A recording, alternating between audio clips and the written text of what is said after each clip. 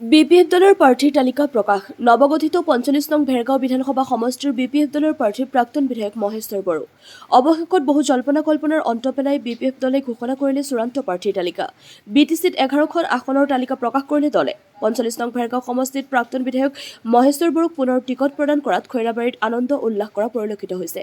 এনডিএৰ প্ৰাৰ্থী প্ৰাক্তন বিধায়ক মহেশ্বৰ বড়ো ইউপিপিএল দলৰ প্ৰাৰ্থী তথা বিটিচিৰ প্ৰাক্তন উপাধ্যক্ষ নেলছন বড়োৰ সৈতে প্ৰতিদ্বন্দ্বিতা হ'ব আজি পুৱাই প্ৰাৰ্থীগৰাকীৰ বাসভৱনত শুভেচ্ছা জনোৱাৰ উদ্দেশ্যে জনতাৰ ভিৰ হোৱা পৰিলক্ষিত হয় খৈৰাবাৰীৰ পৰা সুদৰ্শন কলিতাৰ ৰিপৰ্ট AIN লাইভ হয় আপোনালোকক প্ৰথমে মই ধন্যবাদ জ্ঞাপন কৰিছোঁ আৰু আপোনালোকৰ চেনেলৰ যোগেদি মই আমাৰ দলৰ মুৰব্বী তথা বিটিচিৰ চিফ হাগ্ৰামা মহিলাৰী মোক যিহেতু এইখন ৪৫ নং ভেৰগাঁও বিধানসভা সমষ্টিত দলীয়ভাৱে প্ৰাৰ্থিত্ব প্ৰক্ষেপ কৰা হ'ল তাৰ বাবে মই প্ৰথমে হাগ্ৰামা মহিলাৰ ছাৰলৈ অশেষ ধন্যবাদ জনাইছোঁ তাৰ বাহিৰেও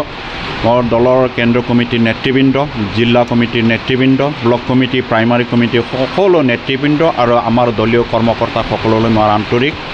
শ্ৰদ্ধা জনাইছোঁ ধন্যবাদ জনাইছোঁ আৰু সমষ্টিবাসী ৰাইজৰ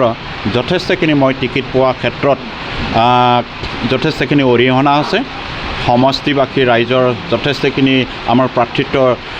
বিচৰা সকলৰ মাজত মোৰ বেছিকৈ চৰ্চা হৈছিল আৰু এই ৰিজাল্টটো এই ৰিপৰ্টটো ওপৰ মহলত পাই আছিল গতিকে সেইফালৰ পৰা মোৰ যথেষ্টখিনি সমষ্টিবাসী ৰাইজেও মোৰ প্ৰতি আস্থা প্ৰকাশ কৰি পেলাই যথেষ্ট কমেণ্ট পাছ কৰিছিল তাৰ বাবে মই আজি প্ৰাৰ্থিত্ব পাবৰ কাৰণে সক্ষম হৈছে তাৰ বাবে সমষ্টিবাসী ৰাইজকো মই ধন্যবাদ জ্ঞাপন কৰিছোঁ মনোনয়ন পত্ৰ যদি দেওবাৰ খোলা থাকে তেতিয়া দেওবাৰৰ কথা চিন্তা কৰিছোঁ নহ'লে লাষ্ট 23 তাৰিখে সোমবাৰে মই নমিনেশ্যন দাখিল কৰিম আপোনাৰ প্ৰতিদ্বন্দ্বিতা কাৰ লগত হ'ব বুলি ভাবে এতিয়াতো বেলেগটো নাইয়ে প্ৰতিদ্বন্দ্বী হিচাপে ইউপিপিএল আছে ইউপিপিএলৰ কেণ্ডিডেট হ'ল আমাৰে একে সতীৰ্থ তেওঁৰ লগত একেলগে আমি বহুতো ঠাইত বহিছোঁ একেলগে তুমি জিকিলেও হ'ব মই জিকিলেও হ'ব তেওঁ কৈছে কিন্তু আমাৰ চান্সটো যিহেতু বেছিকৈ আছে কাৰণ আমি ইণ্ডিয়া এলায়েন্স হিচাপে খেলিম সেইফালৰ পৰা আমাৰ চান্সটো আছে আৰু আনফালেদি আমি বিপিএফ দলে বিটিচি চৰকাৰ গঠন কৰি আছে সেইফালৰ পৰা আমাৰ পজিটিভ যথেষ্টখিনি আছে গতিকে মই জিকাটো নিশ্চিত থেংক ইউ কেইবাগৰাকী প্ৰাৰ্থিত্ব দাবীদাৰ আছিল তেওঁলোকে এগৰাকী বিধায়ক আছিলে দুগৰাকী বিধায়ক কি ক'ব দুগৰাকী বিধায়ক হয় তেখেতসকলে যথেষ্টখিনি যোগ্য আছিল আৰু নিশ্চয় আমাৰ 4জনমান আছিলে আমি 4-5জনমান আছিলে গতিকে তাৰ ভিতৰত ওপৰ মহলে চালি জাৰি চাইছে এই চালি জাৰি চাই কোনজনে ভাল হ'ব এইটো বিবেচনা কৰি পেলাই মোক প্ৰক্ষেপ কৰিছে গতিকে মই আমাৰ দলীয় নেতৃবৃন্দক সেই সুযোগতে আকৌ পুনৰবাৰ ধন্যবাদ জনাইছোঁ নমস্কাৰ যিহেতু এইবাৰ আমাৰ যি ৪৫ নং ভেৰগাঁও সমষ্টিৰ আগন্তুক নিৰ্বাচনত বিপিএফ হিচাপে নহয় এনডিএ হিচাপে আমি দলে প্ৰাৰ্থী প্ৰক্ষেপিত কৰিছে আৰু আমাৰ দল যথেষ্ট তুংগত আছে এনডিএ হিচাপে গতিকে আমাৰ প্ৰক্ষেপিত প্ৰাৰ্থী মহেশ্বৰ বড়ো জিকাটো 100% খাটাং ধন্যবাদ একালৰ বিটিচি প্ৰাক্তন উপাধ্যক্ষ নেলছন বড়ো ইউপিপিএলৰ লগত প্ৰতিনিধিত্ব কৰিছে এই ক্ষেত্ৰত কি ক'ব যিহেতু এটা টক্কৰ হ'ব নেকি না তেওঁ টক্কৰ হ'ব কিন্তু তেওঁৰ যোগ্যতা আছে তথাপিও আমি